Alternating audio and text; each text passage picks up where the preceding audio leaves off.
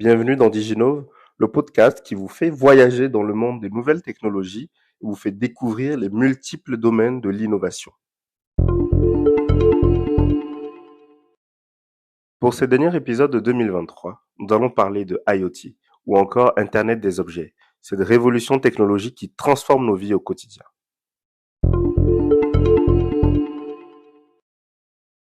Alors, l'IoT, c'est ou encore Internet des objets, c'est une expression qui a été inventée par l'informaticien britannique Kevin Ashton en 99, qui est devenu incontournable aujourd'hui et qui désigne en fait l'ensemble des processus de connexion d'objets physiques à Internet, donc ou d'objets physiques au travers d'Internet aussi.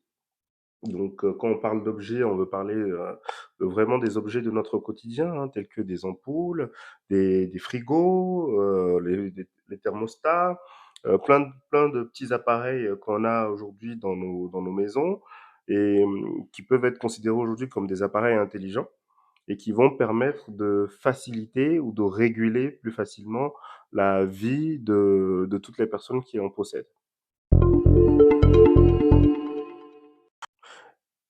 Et donc, vous l'aurez compris que l'Internet des objets est essentiellement donc un groupement d'appareils, un réseau d'appareils connectés, donc qui va collecter et échanger des données pour rendre notre vie quotidienne plus intelligente et plus efficace.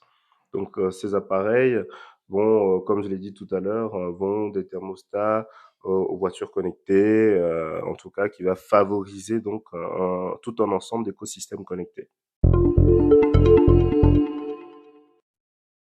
Alors, pour accentuer un petit peu plus sur l'utilité ou le potentiel des objets connectés, je dirais que aujourd'hui, on a la possibilité quand même d'avoir des périphériques qui développent une certaine intelligence, au-delà de l'intelligence artificielle qu'on peut avoir ou mettre en dessous des objets. Si on prend par exemple les disques durs, les voitures, les avions ou tout type d'appareils, tout type d'objets connectés, ils sont capables aujourd'hui d'identifier leurs défaillances directement ou de détecter ou d'anticiper sur certaines pannes et envoyer donc des rapports par exemple aux propriétaires ou au système d'information auquel ils sont rattachés. Donc au lieu de simplement tomber en panne ou encore d'arrêter de fonctionner, ces produits ou objets intelligents vont d'abord essayer d'anticiper les choses, vont prévoir leurs défaillances et ou en tout cas les identifier et envoyer un rapport ou une notification au support technique qui est associé afin que le problème soit pris en charge le plus tôt possible.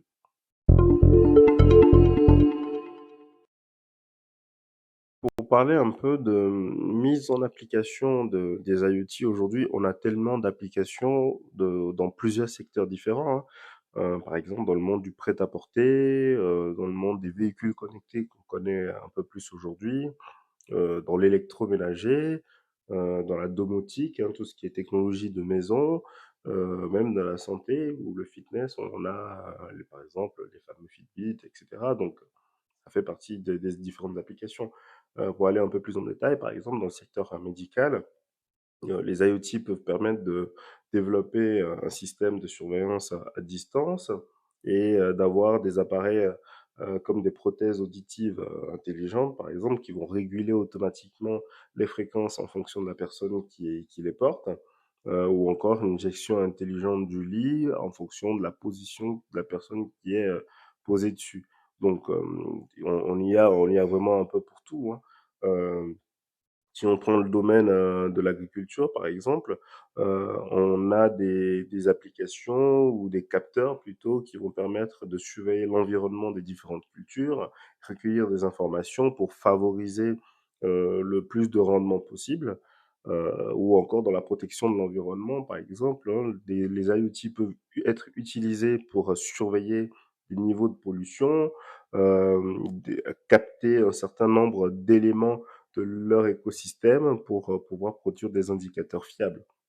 Donc on en a tellement dans le monde de l'énergie, par exemple.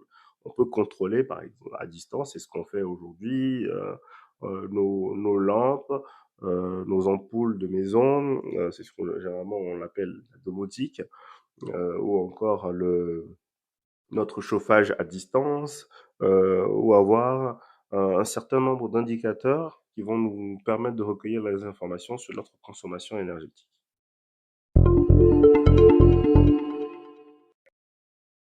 Oui, bah alors s'il faut revenir un peu sur les différents systèmes IoT les plus répandus ou encore ceux qu'on croise généralement le plus souvent, hein, c'est ce qu'on vient de dire. Par exemple, les véhicules connectés, euh, on peut utiliser les capteurs, on peut utiliser un certain nombre d'équipements pour surveiller des flottes de voitures de location, par exemple, ou encore dans un système d'éducation, voir ou permettre aux parents de suivre le comportement de leurs enfants au volant, par exemple. Donc ça peut faire partie de l'utilisation des IoT, ou encore autre chose qui me vient en tête, c'est un système de notification qui va avertir automatiquement les proches de quelqu'un en cas d'accident de voiture ou en cas de pépin, par exemple. Donc, ça fait partie des différentes applications de l'IoT dans le monde des véhicules connectés. Comment l'IoT a amélioré notre vie? Alors, je pense qu'aujourd'hui, l'impact est quand même considérable, hein. On prend par exemple dans un système domotique, vous vous réveillez le matin, vous éteignez votre alarme, donc vous appuyez sur le bouton d'arrêt de votre alarme, automatiquement, donc il y a une machine à café qui se déclenche automatiquement, vos stores s'ouvrent par exemple, hein, si vous avez des volets automatiques, donc qui s'ouvre juste après. Votre réfrigérateur détecte automatiquement que des lumières sont allumées. Il y a la température de la maison qui est mise en fonction de la température ambiante que vous souhaitez avoir. Donc il y a un certain nombre de choses qui peuvent se produire. Idéalement, on peut pousser la chose jusqu'à arriver à un point où votre voiture peut démarrer dans votre garage et commencer à chauffer le temps que vous finissez de vous préparer et monter dans votre voiture. Donc, au-delà de ça, on parle beaucoup d'accélération de l'innovation grâce à l'IoT pour le monde des entreprises, hein. Il y a beaucoup de transferts de données, il y a beaucoup de partage de données, donc ça va nécessiter beaucoup d'interactions avec l'intelligence artificielle, le machine learning et tout ce qu'on peut avoir. Ça augmente aussi la sécurité, on devient plus vigilant sur un certain nombre de choses parce que ça favorise énormément la surveillance en continu. Et donc, au travers de ces différents éléments, je trouve que l'IoT améliore quand même pas mal notre vie quotidienne.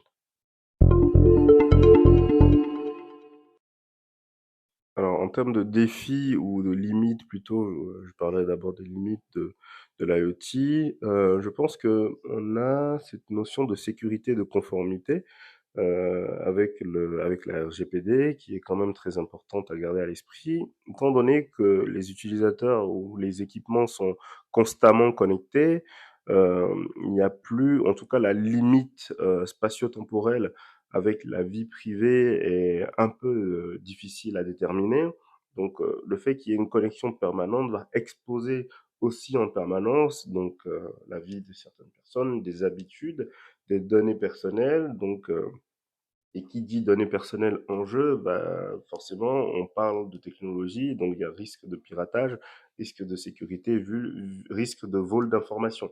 Donc tout ça, ça fait partie quand même des différents éléments pour lesquels certaines personnes aujourd'hui sont toujours réticentes à l'adoption de ces technologies qui s'avèrent un peu plus compliquées. On a vu la prolifération d'outils ou encore d'objets comme les Google Home, les Alexa, etc.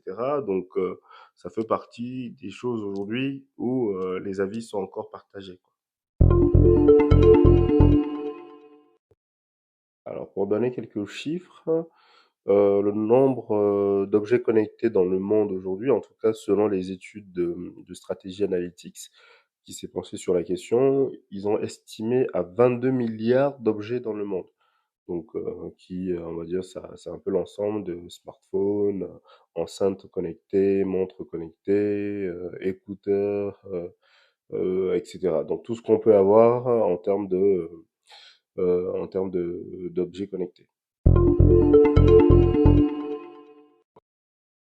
Alors avant de conclure, je pense que en ce qui concerne l'avenir de l'IoT, on peut quand même s'attendre à une croissance exponentielle de cette technologie ou des objets connectés en général.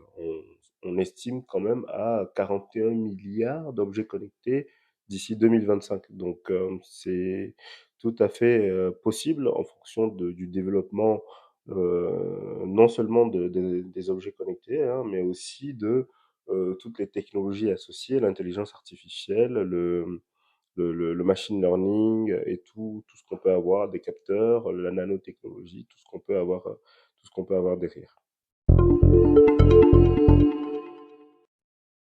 Alors, pour conclure, je dirais que, pour ma part, que l'IoT offre un potentiel immense pour créer un impact positif sur notre planète, en intégrant des pratiques durables, en favorisant l'efficacité énergétique et en contribuant à des solutions environnementales, l'IoT peut être un catalyseur puissant pour une transformation vers un avenir ou un futur plus respectueux de l'environnement. Donc, moi, je trouve quand même que c'est une opportunité que nous devons saisir avec responsabilité et innovation. C'était Sylvanus Oubeke au micro de Diginobe. J'espère donc que cet épisode a suscité votre intérêt autour de l'environnement des objets connectés. Donc, je vous souhaite de très bonnes fêtes de fin d'année, très bonne année 2024 et rendez-vous bientôt donc dans de nouveaux épisodes.